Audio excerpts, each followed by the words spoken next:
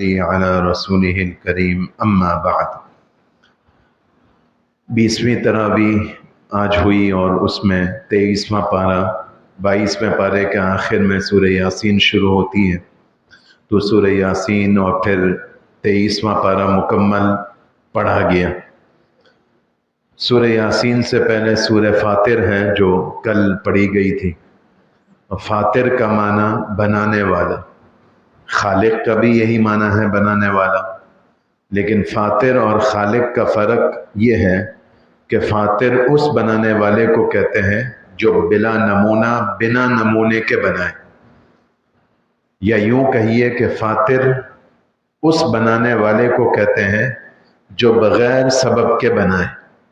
جیسے مثال کے طور پر چند روز پہلے بھی اس طرح کی بات ہوئی تھی کہ ہمیں بہت ساری چیزیں اسباب کے پردے میں وجود میں آتی نظر آتی ہیں، اور اس وجہ سے ہمیں دھوکہ لگتا ہے کہ یہ چیز سبب کی وجہ سے وجود میں آئی، حالانکہ اس کو بھی وجود دینے والی ذات باری تعالیٰ کی ہے۔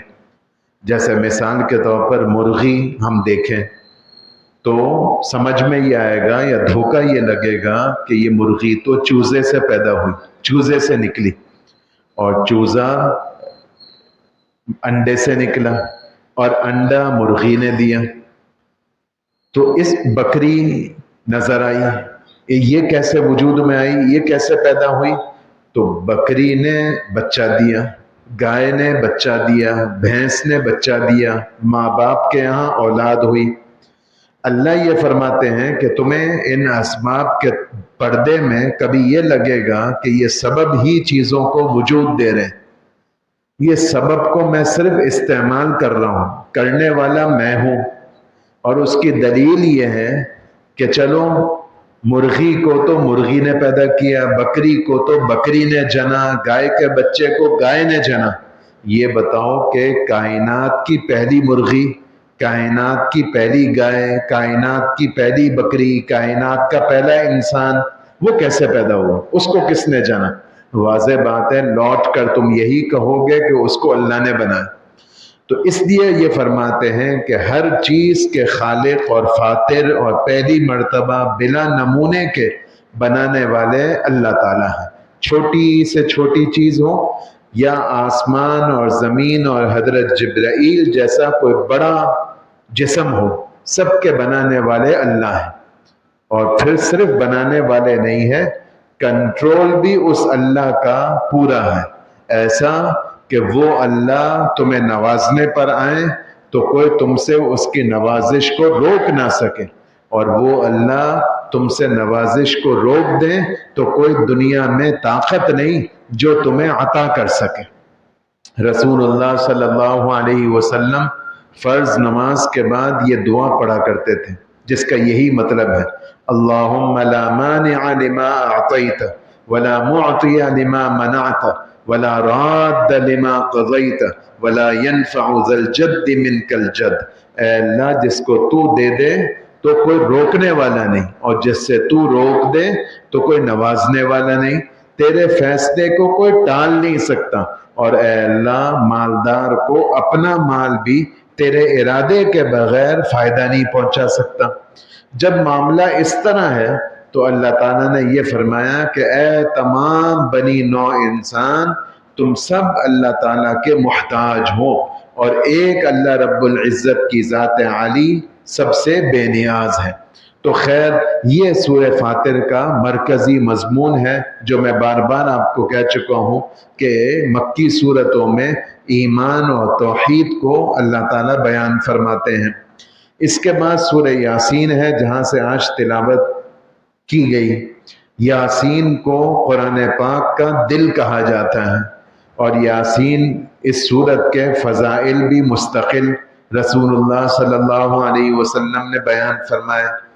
ایک روایت میں یہ آتا ہے کہ جو شخص صبح کو یہ سورت پڑھ لے، اللہ تعالیٰ دن بھر کے اس کے کام بنا دیں گے، اور جس غرض کے لیے یہ سورت پڑھی جائے، یہ سورت کی تلاوت اس غرض کے حصول میں مدد دیتی ہے۔ کھانا کم پڑنے کا اندیشہ ہو اور اس نیت سے کھانے پر پڑھ دی جائے تو اللہ تعالیٰ کھانے کو کافی کر دیں۔ ولادت کسی عورت کے یہاں ہو رہی ہو اور اس میں آسانی مطلوب ہو تو اس عورت پر یہ سورت کو پڑھی جائے، اللہ تعالیٰ زچگی کا معاملہ آسان فرما دیتے ہیں۔ کوئی شخص جان کنی کے مرحلے میں ہو، اس کے قریب اس سورت کو پڑھا جائے، اللہ تعالیٰ اس کے لیے موت کا مرحلہ آسان فرما دیتے ہیں۔ پھر یہ بھی فرمایا کہ اس سورت کی تلاوت کرنا اتنا اجر رکھتا ہے جتنا 10 مرتبہ آدمی پورا قرآن تلاوت کرے، اتنا ثواب صرف سورہ یاسین پڑھنے پر مل جائے گا۔ قرآن پاک کا دل اس لیے اس کو کہا گیا کہ جیسے دل انسان کے جسم میں مرکز ہے، انسان کے جسم میں سارے ہی اعضاء اہم ہیں، اور اعضاء کا جز بھی اہم ہے۔ ہاتھ ہے، ہاتھ کی انگلی ہے، انگلی کا پورا ہے، اگر پورا بھی کٹ جائے تو آدمی کو تکلیف ہوتی ہے، ادھورا پن محسوس ہوتا ہے، بہت سارے کاموں کے کرنے میں اس کو دشواری ہوگی، اور پھر قدر آئے گی کہ یہ ہاتھ نہیں، ہاتھ کی انگلی نہیں، ہاتھ کا پورا بھی اللہ کی کتنی بڑی دولت ہے۔ تو باوجود اس کے کہ سارے اعضاء اہم بہت ہیں، لیکن بعض دفعہ ان اعضاء کے نہ ہونے سے بھی انسان موت اس کی واقع نہیں ہوتی، زندہ رہ سکتا ہے۔ ہاتھ کٹ جائے، پاؤں کٹ جائے، گردہ فیل ہو جائے، تکلیف ہوتی ہے، بیماری کہلائے گی، لیکن آدمی زندہ رہ جائے گا۔ لیکن اگر کسی شخص کا ہارٹ فیل ہو جائے، دل کام کرنا چھوڑ دے، باقی سارا جسم، گردہ بھی ٹھیک اور کلیجی بھی ٹھیک، اور کوئی بلڈ پریشر کی بیماری نہیں، شوگر بھی اس کو نہیں، لیکن دل نے کام کرنا بند کر دیا، ڈاکٹر کہیں گے بھائی ہارٹ فیل ہو گیا۔ تو جیسے دل کی اہمیت ہے انسان کے جسم میں، ایسے اس صورت میں ایک ایسا موضوع ہے کہ سارے دین پر چلنے میں اس کی حیثیت ایسی ہے جیسے میرے جسم کے اندر میرے دل کی۔ وہ کون سا موضوع ہے جو اس صورت میں بیان کیا گیا؟ وہ آخرت پر یقین کا موضوع ہے۔ میں نے پہلے بھی عرض کیا تھا کہ رسول اللہ صلی اللہ علیہ وسلم جو دعوت اور جو محنت اور جو پیغام لے کر آئے، اس میں 2 پیغام بہت اساسی اور بنیادی تھے، اور دونوں میں مکے والے اٹکے۔ ایک پیغام یہ تھا کہ اللہ اکیلا ہے۔ میں نے پہلے بھی عرض کیا تھا کہ مکے والے اللہ کے منکر نہیں تھے، اللہ کے مشرک تھے۔ یعنی ان سے کوئی یہ کہتا کہ تمہیں کس نے بنایا تو فوراً کہتے اللہ نے بنایا۔ آسمان زمین کس نے بنایا؟ فوراً کہتے اللہ نے بنایا۔ تو اللہ کو مانتے تھے، لیکن یہ کہتے تھے کہ اللہ کے ساتھ اور بھی شریک۔ اسلام کی تعلیم اس کے برخلاف یہ تھی کہ اللہ ہی ہے، اللہ کے سوا کوئی نہیں۔ اسی لیے ہمارے جو کلمہ ہے، ہمارا کلمہ اسلام کے ہیں، کلمہ توحید کے ہیں، ہمارے مذہب کی بنیاد کے ہیں، لا الہ الا اللہ۔ اس میں الا اللہ بعد میں ہے، جس میں اللہ کا نام آ رہا ہے اور اللہ کے لیے گویا اس بات ہو رہا ہے۔ پہلے نفی ہے، اور پہلے چھری چلائی گئی لا کی کاٹ کے ذریعے کہ کائنات میں کوئی ذات نہیں ہے جو دل لگانے کے لائق ہو، جو محبت کرنے کے لائق ہو، جو اس لائق ہو کہ اس کو سجدہ کیا جائے، سب پر جھاڑو پھیرو، کوئی بھی نہیں ہے۔ اگر ہے تو ایک ہی ہے، الا اللہ۔ تو خیر، ایک پیغام اسلام کا یہ تھا، اور دوسرا پیغام یہ تھا کہ دنیا کی زندگی اصل نہیں، ختم ہو جانے والی، اصل زندگی مرنے کے بعد کی۔ یہ ان کو ہضم نہیں ہوتی تھی، اور وہ یہ کہتے تھے کہ یہ سمجھ میں نہیں آتا کہ مر جائے ایک آدمی کو، قبر میں ڈال دیا جائے، قبر میں اس کا جسم گل جائے، سڑ جائے، مٹی میں مٹی ہو جائے، کچھ سالوں کے بعد اس کی قبر کھود کر دیکھیں تو ہڈی کے ذرات بھی نہ ملیں، تو پھر یہ دوبارہ کیسے اٹھے گا اور دوبارہ کیسے جزا سزا کا معاملہ ہوگا؟ یہ آپ کیسے کہتے ہو؟ بس جو ہے یہی زندگی ہے، اسی میں مزے کر لو۔ یہ بنیاد تھی ان کی سوچ کی۔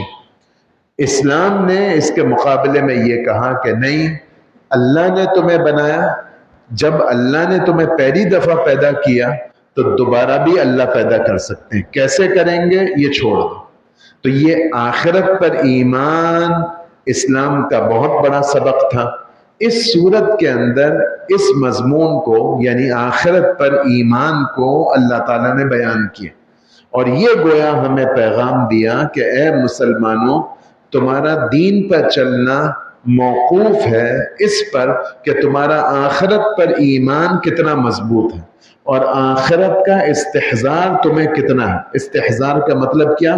کہ تمہیں یہ سمجھ، جیسے ہم سگنل پر کھڑے ہوئے ہوں اور ٹریفک بھی نہ ہو، لیکن سامنے ٹریفک پولیس والا نظر آ جائے تو ہم احتیاط کرتے، چلان کر لے گا، روک لے گا، اور اگر ٹریفک نہ ہو اور ہم نے تاڑ لیا کہ کوئی ٹریفک پولیس والا بھی نہیں ہے، چل سو چل، ایسا ہے یا نہیں؟ تو کسی افسر کو دیکھ کر ہم ٹھٹک جاتے ہیں، بچہ ٹیچر کو دیکھ کر گڑبڑ سے رک جاتا ہے، ماں کو دیکھ کر غلط کام کرنے سے وہ فلاں دیکھ رہا ہے۔ اس کو کہتے ہیں استحضار، کہ آدمی کو یہ سمجھ میں نظر آ رہا ہو کہ میں تو مرنے والا ہوں، آج نہیں تو کل، اور آخرت میں اللہ کے پاس پیشی ہوگی۔ تو جس کا یہ سبق پکا ہو جائے گا تو پھر وہ کیسے گناہ کرے گا اور وہ کیسے فجر کے لیے نہیں اٹھے گا۔ تو اس مضمون کو اللہ تعالیٰ نے بیان کیا، اس واسطے اس سورت کو قرآن پاک کا دل قرار دیا گیا۔ پھر اس سورت میں ایک مضمون بیان کیا، اور اس میں ایک شخص کا ذکر ہے جس کو صاحب یاسین کہا جاتا ہے۔ صاحب یاسین یعنی وہ صاحب جن کا تذکرہ سورہ یاسین میں ہے۔ وہ کیا تذکرہ ان صاحب کا کیا اور کیوں کیا؟ ایک زمانے میں شام کے قریب ایک علاقہ تھا انطاکیہ، اللہ تعالیٰ نے وہاں پر لوگوں کی ہدایت کے لیے نبی کو بھیجا، ایک نہیں 2 نبیوں کو بھیجا۔ لوگوں نے نبی کی بات کو نہیں سنا، تو ان 2 نبیوں کی تائید و نصرت کے لیے اللہ نے ایک تیسرے نبی کو بھیجا کہ تم 3 مل کر قوم پر محنت کرو، شاید کہ قوم ہدایت پر آ جائے۔ ہدایت پر آنا اور نبیوں کی بات کو ماننا وہ تو درکنار، انہوں نے یہ کہنا شروع کیا کہ جب سے تم لوگ آئے ہو ہم پر پریشانیاں آ رہی ہیں، تم لوگ منحوس ہو۔ ان نبیوں نے کہا عجیب بات ہے، ہم تمہارے پاس اللہ کا پیغام لے کر آئے ہیں اور سارا الزام تم ہمارے سر کر رہے ہو۔ اگر تم پر کوئی پریشانی آ رہی ہے وہ تمہارے اپنے گناہوں کی وجہ سے آ رہی ہے۔ ان لوگوں میں ایک شخص تھا جس کا پیشہ بڑھئی کا تھا، کارپینٹر تھا، اور گویا اس کی ویسے کوئی حیثیت نہیں تھی، نام اس کا کتابوں میں حبیب لکھا ہے۔ اس نے جب سنا ان نبیوں کی بات تو نہ صرف یہ کہ ان نبیوں کی بات پر ایمان لے آیا، بلکہ قوم کو بھی سمجھانے کے لیے بیٹھ گیا، اور قوم کو یہ کہا کہ اے میری قوم والوں، تم ان نبیوں کی بات کو کیوں نہیں مانتے؟ اور نہیں مانتے تو نہ مانو، ان نبیوں کو اذیت کیوں دے رہے ہو؟ یہ نبی یا یہ رسول تم سے کیا مطالبہ کر رہے؟ کوئی پیسے مانگ رہے ہیں، کوئی چندہ مانگ رہے ہیں، تم سے کوئی عہدہ مانگ رہے ہیں؟ کچھ بھی تو نہیں، یہ تمہیں اللہ واسطے کی خدمت کر کے دے رہے ہیں اور تم ان کے پیچھے پڑ گئے۔ قوم کو بڑا غصہ آیا، ہم تو انہی سے تنگ تھے اور تم بڑے آئے ان کی وکالت کرنے والے، تمہاری حیثیت کیا ہے جو تم ان کی وکالت کر رہے ہو؟ تو قوم ان نبیوں سے ہٹ کر اس غریب کے پیچھے پڑ گئی، اور ایسی پیچھے پڑی کہ اس کو قتل کر ڈالا، اور قتل کرنے کے لیے تدبیر اور صورت یہ اختیار کری کہ اس کو سولی پر چڑھا دیا۔ اس غریب کو جب سولی پر چڑھایا جا رہا تھا تو اس نے کہا کہ بھئی تم مجھے مار رہے ہو، میں نے کیا قصور کیا؟ چلو مار لو۔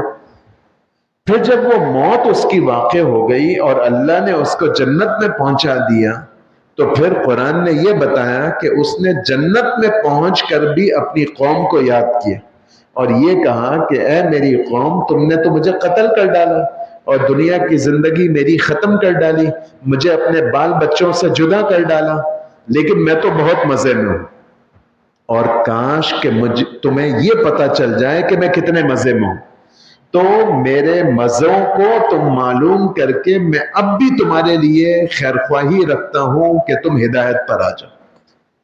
یعنی قوم نے تو اس کو قتل کیا، اور یہ جنت میں پہنچ کر قوم کے لیے اچھے جذبات رکھ رہا ہے۔ قرآن نے اس کا ذکر کیا، اور کیوں ذکر کیا؟ اس واسطے ذکر کیا کہ اللہ کے ہاں میں نے چند روز پہلے کہا تھا کہ جو بھی چیز مارکیٹ میں کم ہوتی ہے اس کا ریٹ بڑھ جاتا ہے اور اس کی قدر ہوتی ہے۔ اللہ نے یہ کہا کہ میرے بندوں میں شکر گزار بندے کم ہیں، تم اگر شکر کرو گے تو میرے یہاں اس شکر کی بڑی قیمت ہے۔ یہاں اللہ نے کیوں تذکرہ کیا کہ کسی کے لیے مچلنا، اور کسی کے لیے مچلنا بے غرض ہو کر، ایسے لوگ ہمارے یہاں بہت کم ہیں۔ جو ایسے ہوں گے ان کی بڑی قدر ہوگی۔ دیکھیں نا، ایک آدمی اپنے لیے، اب رمضان کے دن ہے، میں اور آپ سحری میں دعا مانگیں گے، افطار کے وقت دعا مانگیں گے، فطری بات ہے، طبعی بات ہے، حقیقت کے طور پر کہہ رہا ہوں، بطور کوئی سنانے کے لیے نہیں کہہ رہا۔ مجھے میری ذات یاد آئے گی، میرا کاروبار یاد آئے گا، میرے بال بچے یاد آئیں گے، میرے گرد و پیش کے جو احوال ہوں گے، جن ضروریات میں چل رہا ہوں گا، ان کے لیے میں دعا مانگوں گا، اور مانگنی بھی چاہیے۔ کوئی اگر ہمارا قریبی بیمار ہوگا تو ہمیں فوراً ہاتھ جب ہم دعا کے لیے اٹھائیں گے تو ہمارا وہ مریض یاد آئے گا نہیں آئے گا؟ اب اگر کوئی شخص ایسا ہو ہم میں سے کہ اپنی ذات، اپنے بال بچے، اپنے والدین، اپنے رشتہ دار، اپنے بچوں کی پڑھائی، اپنے بچوں کے رشتے، اپنا کاروبار، اپنی حاجتیں، اپنی ضروریات، ان کے علاوہ اللہ سے یہ دعا کرے، اے اللہ آسٹریلیا میں جو مسلمان ہیں تو ان کو ہدایت دے دے۔ اب یہ کتنی عجیب بات ہے بھئی، وہ آسٹریلیا میں جو مسلمان ہیں وہ تمہارے رشتہ دار ہیں؟ نہیں گئے ہو کبھی آسٹریلیا، کیوں ان کے لیے دعا کر رہے ہو؟ میں گیا تو کبھی بھی نہیں ہوں، میں تو پاکستان سے بھی باہر نہیں گیا، ان کے لیے کیوں دعا کر رہے ہو؟ اب اس جذبے کی اللہ کے ہاں بڑی قدر ہے۔ یہ صاحب یاسین حبیب نامی شخص جو ویسے پیشے کے لحاظ سے کمزور تھا، اللہ کے ہاں اس کا یہ جذبہ، وہ نبیوں کا تذکرہ ایک طرف رہ گیا، اور ایک غریب نبی نہیں، اور اس کا یہ جذبہ اللہ تعالیٰ نے اپنی آخری کتاب میں اس کو جگہ دے دی۔ کل 24واں پارہ پڑھا جائے گا، اس میں سورت آئے گی سورہ مومن، اس سورت میں بھی ایک مرد مومن کا ذکر ہے، وہاں بھی میں یہی بات کروں گا۔ اس نے بھی وہی نیکی کری جو صاحب یاسین نے کری۔ اللہ تعالی ہمیں اس کی توفیق دے۔ کس کی توفیق دے؟ اس کی توفیق دے کہ ہم اپنے دل میں ساری انسانیت کی ہمدردی کا جذبہ دل میں رکھنے والے بنے۔ ہم جب، کم از کم بات کر رہا ہوں، ہم جب دعا کے لیے ہاتھ اٹھائیں، اپنے لیے ضرور مانگیں، اپنے بال بچوں کے لیے ضرور مانگیں، اپنے جو حاجتیں ہیں مانگیں۔ اللہ سے نہیں مانگیں گے تو کس سے مانگیں گے؟ ضرور مانگیں، لیکن اللہ سے سارے مسلمانوں کی ہدایت بھی مانگیں۔ اور ہمارا کیا بگڑ جائے گا اور ہماری کیا کمی واقع ہو جائے گی اگر اللہ تعالیٰ غیر مسلموں کو بھی ہدایت دے دے؟ ہماری جنت میں یا ہمارے کاروبار میں یا ہماری دنیا میں کوئی کمی واقع ہوگی؟ کیا فرق پڑتا ہے ہمیں کہ اے اللہ تو جتنے کافر ہیں تو ان کو بھی ہدایت دے دے۔ جب ہم یہ کریں گے، ہدایت تو اس کو ملنے کی ہے جس کو اللہ دیں گے، لیکن ہمارا ان کے لیے دعا کرنا، یہ عمل اللہ کے ہاں اس کی بڑی قدر ہے۔ یہ سورہ یاسین میں اللہ تعالیٰ نے بیان کی۔ اگلی سورت اس پارے میں سورہ صافات ہے۔ صافات میں جو مضامین اللہ نے بیان کیے ان میں سے ایک مضمون یہ جو یہاں بھی بیان کیا، 14ویں پارے میں سورہ حجر میں بھی بیان کیا، آگے 29ویں پارے میں سورہ جن آ رہی ہے اس میں بھی بیان کریں گے، لیکن میں ابھی سنا دیتا ہوں۔ اللہ تعالیٰ نے جو ہمیں آسمانوں پر ستارے نظر آتے ہیں، اللہ نے یہ ستارے بنائے خوبصورتی کے لیے، جیسے ہمارے ہاں قمقمے چھت پر لگائے جاتے ہیں، سپاٹ لائٹ لگائی جاتی ہے، کنسیلڈ لائٹیں لگائی جاتی ہیں خوبصورتی کے لیے، ایسے اللہ تعالیٰ نے کہا کہ میں نے یہ ستارے رکھے ہیں، تمہیں اس سے کوئی زیادہ روشنی نہیں ملتی، میں نے ان کو خوبصورتی کے لیے بنایا ہے۔ اور دوسرا مقصد یہ ہے کہ اس کے ذریعے میں بمباری کرتا ہوں شیاطین پر، बमबारी करता हूँ शयातीन पर, इसका क्या मतलब? इसका एक पस मंजर है। पस मंजर यह है कि रसूलुल्लाह सल्लल्लाहु अलैहि वसल्लम की विलादत पर अल्लाह ताला ने कायनात में बहुत सारी तब्दीलियां रूनुमा फरमाई और लोग हैरान थे ये क्या हो रहा है। ये खबर नहीं थी कि नबी आखिरुज़्ज़मा दुनिया में तशरीफ ले आए। ये बहुत तफसील तलब मौजू है, लेकिन रसूलुल्लाह सल्लल्लाहु अलैहि वसल्लम की फ़कत विलादत बासआदत, उसने भी दुनिया में बहुत सारी बरक़ात को जाहिर किया। फिर रसूलुल्लाह सल्लल्लाहु अलैहि वसल्लम को जब नबी बनाया गया, उसकी भी अपनी बरक़ात थी और उसकी वजह से भी दुनिया में मुख्तलिफ इनक़िलाबात जाहिर हुए। मिन जुमला उन बरक़ात के एक बरकत ये थी कि आज से पहले आसमानों पर कोई बैरियर लगा हुआ नहीं था। बैरियर में हमारे माहौल के लिहाज से बता रहा हूँ कि जैसे हमारे यहाँ गलियों में जाने के लिए बाज़ दफ़ा सिक्योरिटी के लिए बैरियर लगाए जाते हैं, भाई आप यहाँ से नहीं जा सकते, घूम कर आए।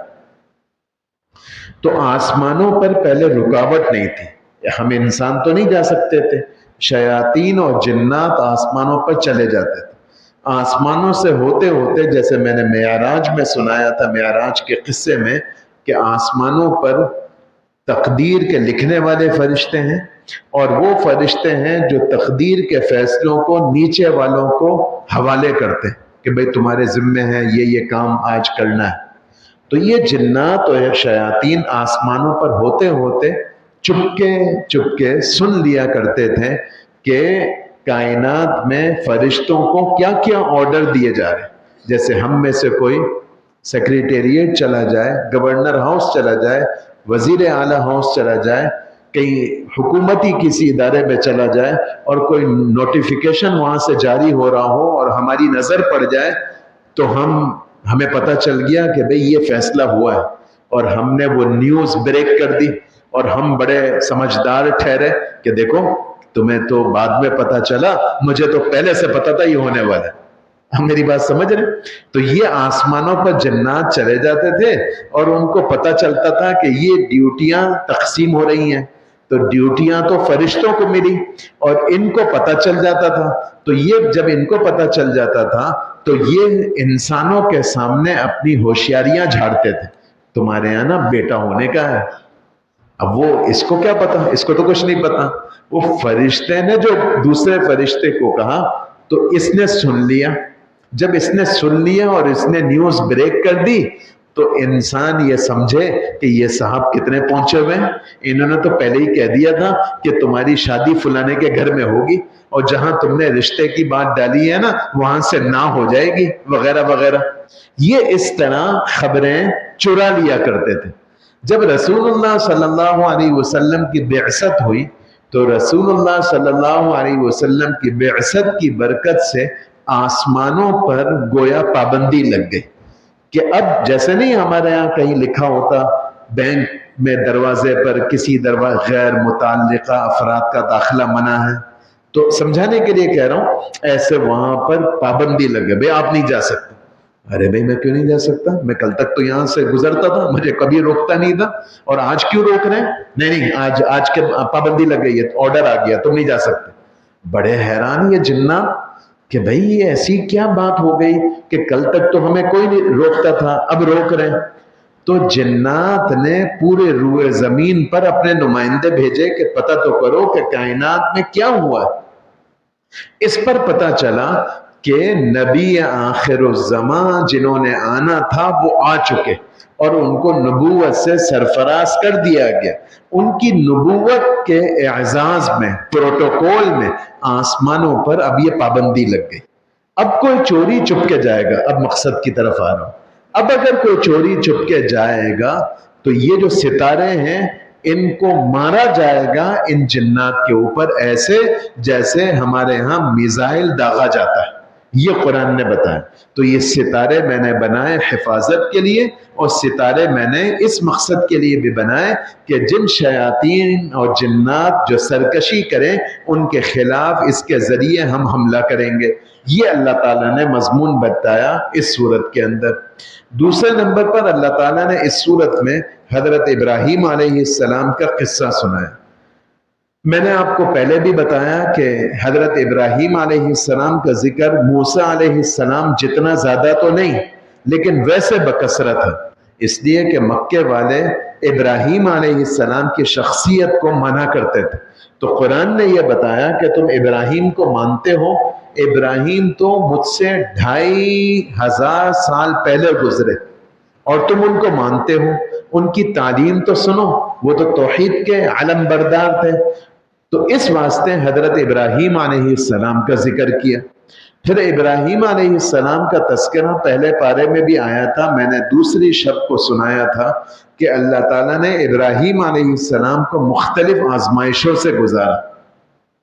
ان آزمائشوں میں ابراہیم علیہ السلام سرخرو ہوئے، اور ایسے سرخرو ہوئے کہ اللہ نے ابراہیم علیہ السلام کو اپنا خلیل بنایا. ابراہیم علیہ السلام کن آزمائشوں سے گزرے یہ میں تھوڑا سا سنا دیتا ہوں. ایک بڑی آزمائش ابراہیم علیہ السلام کی پہلے بھی میں نے سنائی کہ ایک عرصے تک دعا مانگتے رہے کہ مجھے اولاد ملے، اور اولاد ہوئی. بعض روایات کے مطابق جب ان کی عمر 86 برس تھی، بڑھاپے میں اللہ تعالیٰ نے بیٹا دی. پھر پہلے اسحاق ہوئے، پھر اسماعیل ہوئے، اور بعض مورخین کے بقول تیسرے بیٹے بھی ہوئے، لیکن 2 بیٹے مشہور. اور یہ میں بتا چکا کہ انبیاء بنی اسرائیل سارے اسحاق علیہ السلام کی اولاد میں اور اسماعیل علیہ السلام کی اولاد میں ایک ہی نبی، لیکن وہ سارے نبیوں پر بھاری، محمد صلی اللہ علیہ وسلم. اب اتنے دعاؤں کے بعد جس کو اولاد ملی ہو اس کو اپنی اولاد سے کتنی محبت ہوگی. فطری بات ہے، ہمیں نہیں ہوتی اپنی اولاد سے. تو جس کو بڑھاپے میں ملی ہو، اللہ تعالیٰ نے آزمایا یوں کہ اس بچے کو جو پیدا ہوا تو ماں کو یہ کہا کہ یعنی اہلیہ کو یہ کہا، اللہ کی طرف سے یہ حکم ہوا کہ اس ماں بچے کو چھوڑ کر آ جاؤ. کہاں چھوڑ کر آ جاؤ؟ فلانی وادی میں، جس کو آج ہم مکہ مکرمہ کہتے ہیں. اس زمانے میں کوئی اس کو جانتا بھی نہیں تھا، نہ آدم نہ آدم زاد. وہاں چھوڑ کر آ جاؤ. کیوں چھوڑ کر آ جاؤ یہ پوچھا نہیں. کیوں؟ حکم ربی ہے، امر ربی ہے. بس اللہ نے کہہ دیا. باپ اگر بیٹے کو کوئی بات کہے، سیٹھ ملازم کو کوئی بات کرے، کوئی آرڈر دے، تو سیٹھ کو ملازم یہ کہے گا صاحب کل بھی ڈبل روٹی منگوائی تھی، آج بھی آپ کتنی ڈبل روٹیاں کھائیں گے؟ کل بھی آپ نے 2 درجن انڈے منگوائے تھے، دوبارہ منگوا رہے ہیں، آپ نے روزے نہیں رکھنے. کوئی ڈرائیور، کوئی ملازم سیٹھ کو یہ کہہ سکتا ہے تمہیں جو کہا ہے وہ کرو، میں کتنے انڈے کھاتا ہوں تمہارا اس سے کیا واسطہ؟ تمہارے ذمے ہیں میرے کام کو پورا کر. ہماری کیا حیثیت؟ ہم اپنے آپ کو سیٹھ سمجھتے ہیں. اللہ تو خالق ہے، اور اللہ یہ کہتے ہیں کہ جب میں تمہیں کوئی حکم دیتا ہوں تو تم یقین کر لو کہ اس حکم کی بجا آوری میں تمہارے لیے دنیا اور آخرت میں کامیابی. ابراہیم علیہ السلام کو یہ سبق سمجھا ہوا تھا، اس لیے ابراہیم علیہ السلام کو جب یہ کہا گیا تو اپنی اہلیہ محترمہ کو اور اپنے بچے کو چھوڑ کر آ گئے اس وادی میں جہاں نہ کوئی انسان، نہ انسان نام کی کوئی چیز، جس پر ہم بچپن سے سنتے ہوئے آ رہے ہیں کہ جب ماں کو چھوڑ کر آئے، یعنی اہلیہ کو بچے سمیت چھوڑ کر آئے، تو توشہ تھوڑا سا، وہ توشہ بھی ختم ہو گیا اور بچہ بلکنے لگا. اپنی ماں کے چھاتی میں دودھ نہیں، دودھ کہاں سے آئے گا؟ ماں نے کچھ کھایا ہو تو دودھ آئے. تو ماں صفا پہاڑی پر چڑھی کہ کوئی انسان نظر آئے تو مدد کے لیے پکارو. پھر دوڑ کر مروہ پہاڑی پر چڑھی کہ کوئی انسان نظر آئے تو اس سے مدد لوں.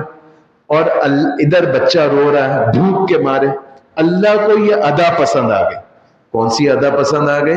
کہ یہ دیکھو تو صحیح، میاں بیوی اور بچے کیسے دیوانے ہیں. کائے کے دیوانے ہیں؟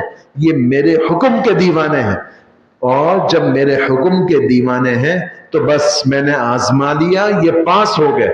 ایسے پاس ہوئے کہ یہ بچہ جہاں اپنی روتے روتے ایڑی رگڑ رہا تھا، وہاں سے اللہ نے زمزم کا پانی جاری کر دیا، اور زمزم کا پانی ابراہیم علیہ السلام حضور علیہ السلام کی ولادت سے 2500 سال پہلے آئے، اور رسول اللہ صلی اللہ علیہ وسلم کی ولادت کو 1500 سال مزید ہو چکے، گویا 4000 سال سے یہ زمزم کا کنواں جاری ہے، اور آج بھی پانی جاری ہے۔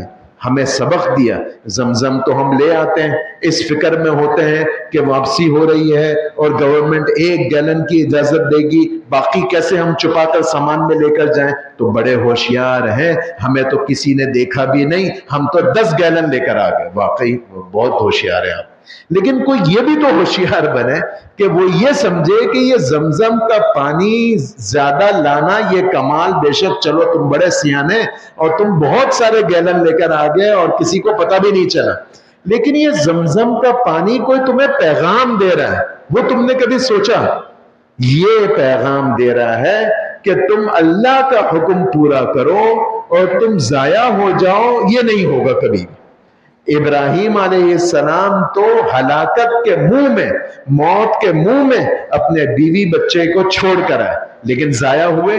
ضائع تو کیا ہوتے، ہم نے تو پتہ نہیں ہزار سال کے لیے شفا والا اور ضرورت کے پورا کرنے والا پانی جاری کر دیا۔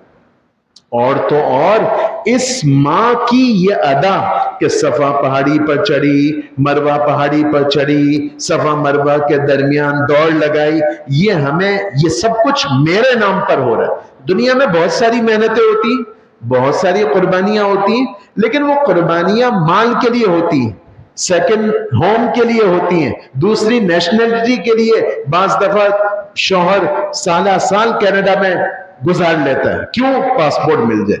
یہ تو وہ ہیں جو میرے نام پر قربانی دے رہے۔ میں اتنا خوش ان کی ادا سے کہ رہتی دنیا تک کے لیے میں نے حج اور عمرے کے مناسک میں ضروری قرار دے دیا، صفا پہاڑی پر جاؤ، مروہ پر جاؤ، دوڑ لگاؤ، تمہارا عمرہ نہیں ہوگا، تمہارا حج نہیں ہوگا یہ کام کرے بغیر۔ واہ بھائی، اس کو عبادت بنا دی، حالانکہ یہ عبادت تھوڑی ہے، یہ تو دوڑ لگا رہے ہیں، جیسے ہم ٹریک پر واک کرتے ہیں، لیکن یہ واک نہیں ہے، یہ عبادت بن گئی۔ یہ نہیں کریں گے تو تم پر دم آئے گا۔ کیوں؟ عورتوں کو بتایا کہ تمہارا شوہر اللہ کے حکم پر تمہیں کوئی بات کرے تو چوں چرا کے بغیر مان لو، جیسے حضرت ہاجر نے مانا اور ہم نے ان کی ادا کو کیسے پسند کیا۔ پھر یہ اسماعیل جب بڑے ہوئے تو اللہ تعالیٰ کی طرف سے حکم ہوا، میں مختصر کر کے سنا رہا ہوں جس کا یہاں پر ذکر ہے، کل اور عرض کر دوں گا۔ یہ جب بڑے ہوئے تو اللہ نے حکم دیا کہ اس بچے کو ذبح کر دو۔ واہ بھائی، یہ کوئی بھلا بات ہے؟ کیوں ذبح کرو؟ نہیں، وہاں کیوں کا تو سوال ہی نہیں، بس حکم پورا کرنا۔ پوچھنا کیا ہے کہ اللہ آپ کیوں حکم دے رہے؟ پھر ہمیں بتایا کہ دیکھو میں صرف تمہیں آزماتا ہوں۔ ابراہیم کو صرف میں نے دیکھا کہ ان کا رد عمل کیا ہے جب میں نے یہ کہا، ان کا جواب کیا تھا؟ جواب یہ تھا، حاضر اے اللہ، اور اپنے بیٹے کو ماں سے لیا اور ذبح کرنے چلے گئے۔ چھری پھیری، چھری چلی نہیں چلی، لیکن گردن اور چھری کے درمیان میں نے جنت کا مینڈھا بھیج دیا، تو مینڈھا ذبح ہو گیا، لیکن اسماعیل کی گردن ذبح نہیں ہوئی، اسماعیل کو ہم نے بچا لیا۔ کیوں؟ میں اللہ خود کہہ رہا ہوں کہ ابراہیم نے یہ جو امتحان پاس کرا یہ واقعی بہت کٹھن امتحان تھا۔ ان ھذا لہو البلاء المبین۔ کبھی کبھار بچہ کہتا ہے ٹیچر کو، ٹیچر آج تو پرچہ بڑا مشکل تھا۔ کیا مشکل تھا؟ تم نے پڑھا نہیں تھا اس لیے تمہیں مشکل لگا، ٹیچر یہ کہتا ہے۔ اور وہ امتحان جس کا لینے والا اللہ ہو، اور پھر اللہ خود کہے کہ یہ امتحان ابراہیم پاس تو ہو گئے، میں خود کہہ رہا ہوں یہ امتحان تھا بہت سخت، لیکن کیا کہنے ابراہیم کے کہ ابراہیم تو اس میں فرسٹ آ گئے۔